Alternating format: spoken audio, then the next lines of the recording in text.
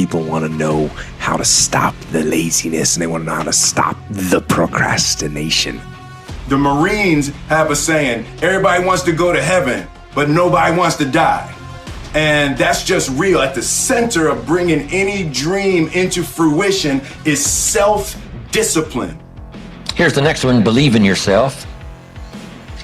Yes, you got to believe in God, and you got to believe in the community, and you've got to believe in the possibilities. You've got to believe in the economy.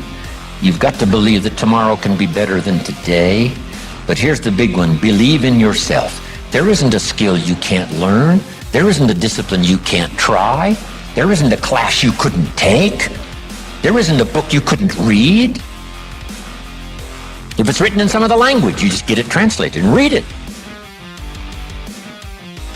When you let the discipline slack, you know the feeling weak and defeated, and you know that you're falling behind. So get to know those two different types of feelings and ask yourself which one you want to feel in 10 minutes or in a half an hour.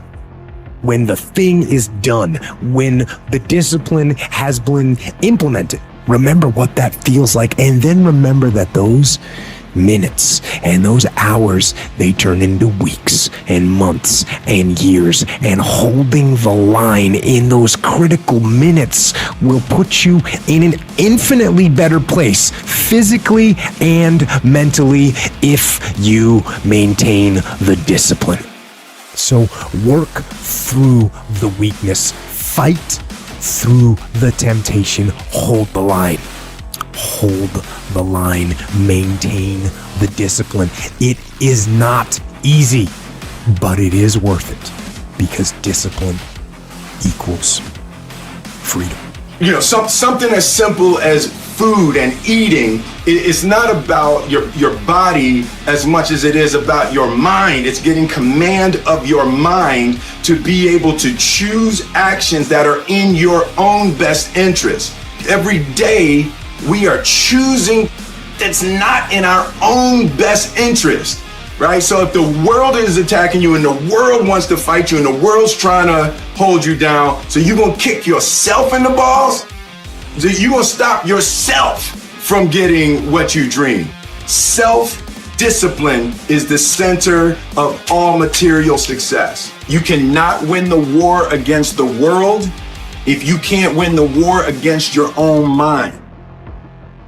Ask for wisdom. This is communication of the highest source. Ask for wisdom. Ask for wisdom that creates answers. Ask for the wisdom that creates faith, believe things are possible. In King Solomon's day, there was the dilemma of two mothers who claimed the same baby. And the question was, whose baby is this? This mother says, it's mine. The other mother says, no, it's mine. Solomon said, bring me the baby. They brought in the baby, and he raised the sword. He said, I'm going to cut this baby in half and give one half to this mother and one half to this mother. And as he raised his sword, sobbingly, the real mother said, no, no, no, don't cut the baby in half. Give it to her, who was not the real mother. Solomon says, now I know who's the real. See, that is so wise. And the moment was such drama. But Solomon, the wisest of the wise, knew what to do to settle the deal.